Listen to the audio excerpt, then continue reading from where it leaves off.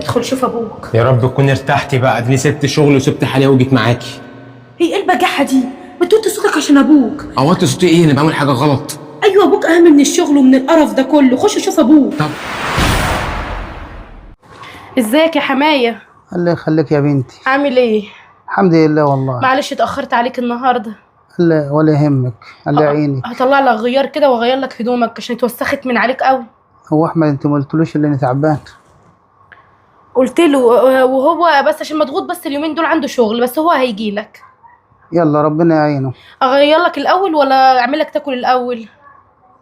والله ما كتر احط لك خيرك. تاكل وبعدين ابقى اغير لك هدومك. لو كان ليا بنت كانش عملت اللي انت بتعمليه دي يا بنتي. ربنا يديك الصحه يا حمايه. ربنا يديك الصحة ويبارك لك ويخلي لك عيالك.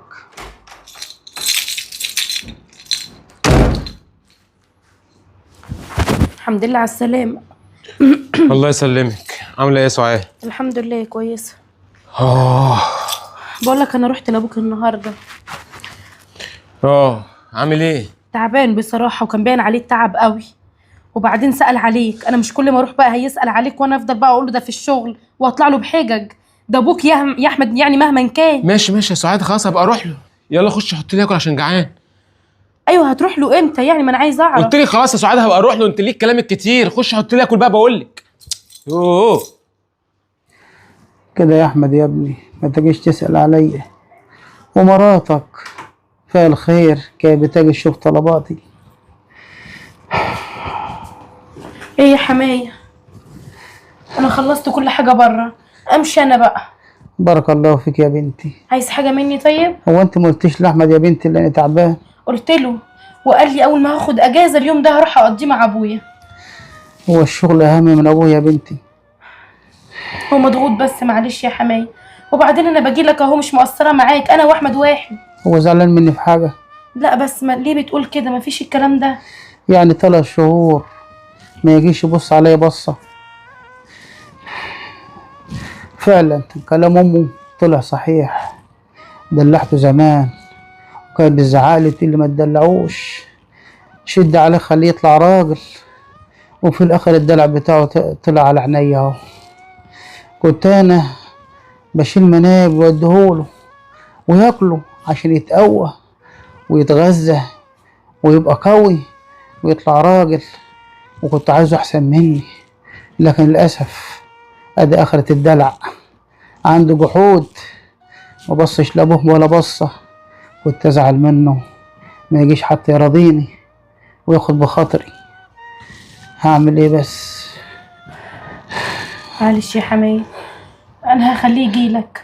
يجي ايه؟ انت اهم من الشغل طبعا، يغور الشغل. النهارده احمد هيكون عندك. احمد ايه؟ ده ابني الوحيد، المفروض هو اللي كان يبقى جنبي، هو اللي يمسح عرقي. وحد الله بس كده يا حماية، مش عايزك بس تضغط كده على نفسك عشان ما تتعبش ولا يحصل لك حاجه. انا تعبان.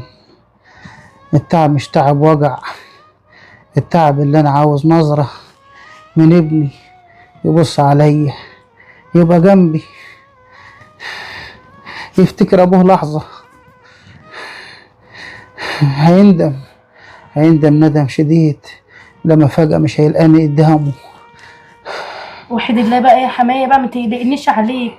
انا بقول لك احمد النهارده هيكون عندك، ماشي؟ خلاص يا بنتي. امانه عليك، ما تزعل نفسك. هزعل عليه ولا ايه؟ اول ما يجي من الشغل هتلاقيني جاي لك انا وهو. يا من عالم هيجي يلحقني ولا لا؟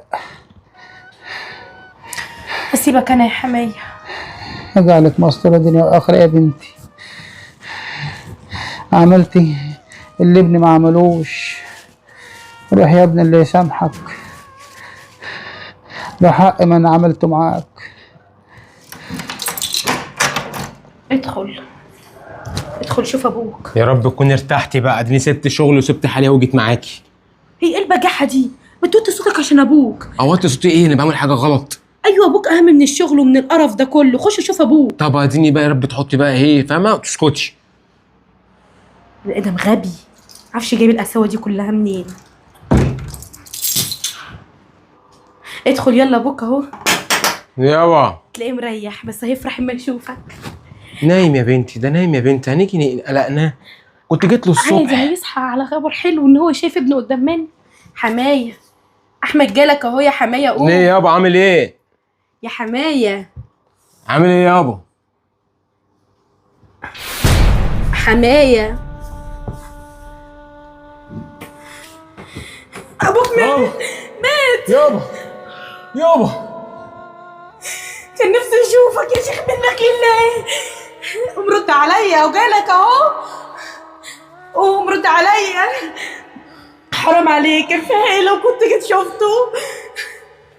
ميت هو غضبان عليك، اللي منك لله. يا حمايه قوم، قوم رد عليا. الأب مش مجرد إنسان عادي، الأب عمر وسند وظهر تتسند عليه طول حياتك. الأب باب من أبواب الجنة، واللي يقفل الباب ده بإيده عمره ما هيعرف يفتحه تاني. قال رسول الله صلى الله عليه وسلم: رغم أنف ثم رغم أنف ثم رغم أنف، من أدرك والديه عند الكبر أحدهما أو كلاهما ثم لم يدخل الجنة. يعني الخسران بجد هو اللي أبوه وأمه لسه عايشين ومع ذلك مش قادر يكسب رضاهم ولا برهم. واسمعوا قول ربنا: بسم الله الرحمن الرحيم: وقضى ربك ألا تعبدوا إلا إياه وبالوالدين إحسانا. يعني برك لأبوك وأمك مش فضل منك، ده فرض من ربك وطريقك لرضاه. الأب مش محتاج فلوسك ولا منصبك، محتاج وجودك جنبه، محتاج كلمة تطمن قلبه، محتاج حضن يحسسه إنه مش لوحده. رضاه عنك ممكن يكون سبب في رضا ربنا عليك، وزعله منك ممكن يكون سبب في غضب ربنا عليك، وساعتها تتقفل في وشك أبواب الرحمة. في ناس لسه عندهم آباء وأمهات ومش مقدرين النعمة، وفي ناس تانية نفسهم يضحوا بعمرهم كله عشان دقيقة واحدة يشوفوا أبوهم أو أمهم من جديد، يسمعوا صوتهم، ياخدوهم في حضنهم. لكن خلاص راحت الفرصة. اوعى تنسى لحد ما يجي اليوم اللي تلاقي نفسك واقف قدام قبره بتبكي وتقول يا ريتني يا ريتني، لأن اللحظة اللي بتفوت ما بترجعش. الأب عمره ما يتعوض، واللي يهون عليه أبوه يهون عليه كل حاجة.